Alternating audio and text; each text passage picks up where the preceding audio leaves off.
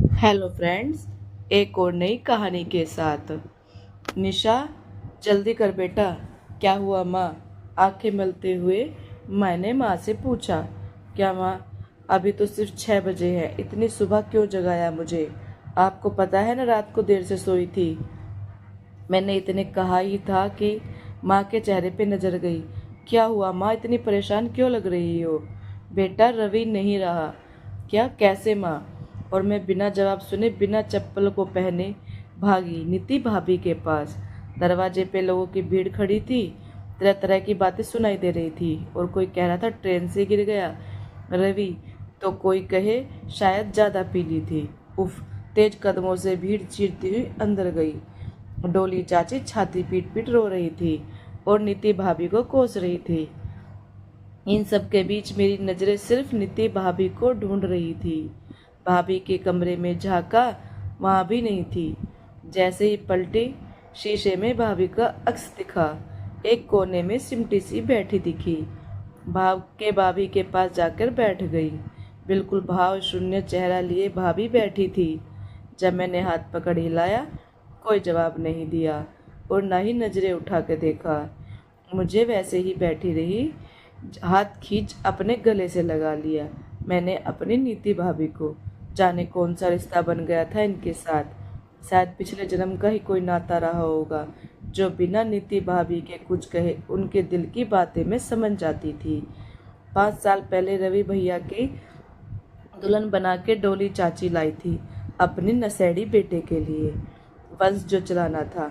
और रवि भैया की करतूतों की कहानियां सुनकर कोई भी बाप अपनी बेटी तो दे देता, नहीं चाहे जहर दे देता बेटी को। डोली चाची शुरू से ही तेज स्वभाव की थी। चाचा ऊंचे अफसर थे, तो इस बात का बहुत दम्भ था उन्हें। पति सीधे थे तो दबा के रखती थी उन्हें। बहुत मिन्नतों के बाद बेटा हुआ था रवि, जो अपने माँ के नक्शे कदम पे चलता हुआ बड़ा हुआ था। तेज स्वभाव होने के बाद भी पता नहीं क्यों डोली चाची माँ को बहुत इज्जत देती थी और मुझे प्यार। चाचा के दब्बू होने का ये नतीजा निकला कि रवि भैया उनके हाथ से निकलने लगे। पहले गली के लड़कों के साथ घूमते फिरते, फिर बड़े होने पर शहर भर के लड़कों के साथ, और फिर पीने की लत लगने में भला कितनी देर लगती है। रोज पीकर लौटते और चाची से लड़ते। चाचा ने खुद को एक दायरे में सीमित कर लिया, ना कुछ कहते ना सुनते। एक माँ होने के कारण स्वाभाविक पुत्र मोह में चाची फंसी थी।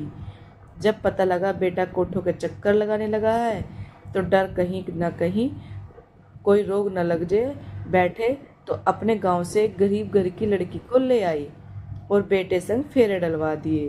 बिना माँ बाप की लड़की थी नीति भाभी। अपने चाचा चाची पे बोझ बनी थी, तो चाचा की जेब गरम कर ले आई डोली चाची अपनी बहू बना के। पहली बार जब मैं मिली थी भाभी से, उनका मुस्कुराता हुआ चेहरा देख अंदाजा हो गया कि अपने पति के करतूतों की खबर नहीं है इनको। प्यारी सी सौम्या भाभी मुस्कान चेहरे पर लिए मिली थी मुझसे, और एक बंधन सा बांध लिया था मुझसे। वो मुस्कान फिर नहीं दिखी इन 5 सालों में मुझे। हमारा छत मिला हुआ था, तो अक्सर शाम को मेरे पास आ बैठती थी। रोज कहीं ना कहीं नील के निशान दिखते, जिन्हें अपने आंचल से छिपाने का संभव प्रयास करती। मुझे बहुत लगाव हो गया था उन्हें। जब भी तड़प उठती तो मेरे पास आ अपना ही जी हल्का कर लेती। भाभी निकल जाओ इस नरक से। जब मैं कहती तो हंस के कहती, तू ही बता निशा, कहाँ जाऊं? कम से कम सिर पर छत तो है। जो पहले चाची करती थी, अब माँ जी करती है। कोई फर्क नहीं पड़ा मेरी जिंदगी में। और रवि भैया बोले, भाभी मेरे पूछने पर चेहरा सफ़ेद हो जाता, जैसे भीतर तक सही उठती अपने पति के अत्याचारों को सोचकर भी। रवि भैया वैसे ही रहे, बस कोठों पे जाना बंद कर दिया था। नीति भाभी जो थी, अब बहू के नाते होते काम वाली का क्या काम, यही कहती फिरती डोली चाची पूरे मोहल्ले में। इसी बीच एक बेटा भी हो गया। थोड़ी आशा बंधी की वंश बढ़ाने वाली का कुछ तो कदर डोली चाची करेंगी। सुबह से रात तक सिर्फ काम ही काम होता, और थोड़ी भी देर हो या गलती हो तो गालियां मिलती। मैं दंग रहती ये देखकर कि किस मिट्टी की बनी थी नीति भाभी। ऑटो को सिले अपने काम करती रहती, जैसे कोई भावना ही न हो, न हर्ष, न विवाद, न ईर्ष्या, न द्वेष। चाचा कभी कभी आशीर्वाद का हाथ सर पर फेर देते तो खिल उठती भाभी। पिता रूपी ससुर जी का स्नेह था, और फिर मैं तो थी ही उनके हमजोली, उनका दुख दर्द बांटने वाली। तभी कुछ औरतें आई और ले गई भाभी को उठाकर हॉल में और बिठा दिया। लाश के टुकड़े टुकड़े हो गए थे और बोरे में भर के पुलिस लाई थी लाश को। नन्हे से पोते को गोदी में लिए चाचा बैठे थे, भावहीन चेहरा लिए, जिस पर कोई गम न था, इकलौते बेटे के जाने का भी नहीं। जैसे जानते थे कि ये दिन तो आना ही था। औरतों ने चूड़ियाँ उतारी और मांग पोंछ दिया। तभी डोली चाची चीखते हुए बोली, अरे आ भागन, पति मरा है, तेरा एक बूंद आंसू तो गिरा।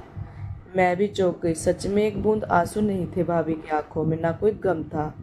दिखा तो एक सुकून, एक तसल्ली का भाव कि थोड़े तो दुख कम हुए मेरे, कम से कम रातों को तो नहीं रोंदे जाऊंगी। इतना तो जानती ही थी मैं अपनी रीति भाभी को। नन्हे हर्ष ने आग दिया अपने पिता को। रवि भैया ने तो कोई जिम्मेदारी नहीं निभाई थी अपने पिता होने की, लेकिन उनके नन्हे से बेटे ने अपने पुत्र धर्म निभा दिया था और मुक्ति दी थी अपने पिता को। चाची ने बिस्तर पकड़ लिया और महीना होते होते वो भी चली गई अपने बेटे के पास। पीछे रह गए चाचा, नीति भाभी और नन्हा वर्ष। अब नील के निशान नहीं दिखते थे भाभी के बदन पे, दिखती थी तो वही सौम्य मुस्कुराहट जो 5 साल पहले देखी थी मैंने उनके चेहरे पर। दोस्तों, आपको ये कहानी कैसी लगी? अच्छी लगी हो तो लाइक, कमेंट और शेयर करना, चैनल को सब्सक्राइब करना। Thank you.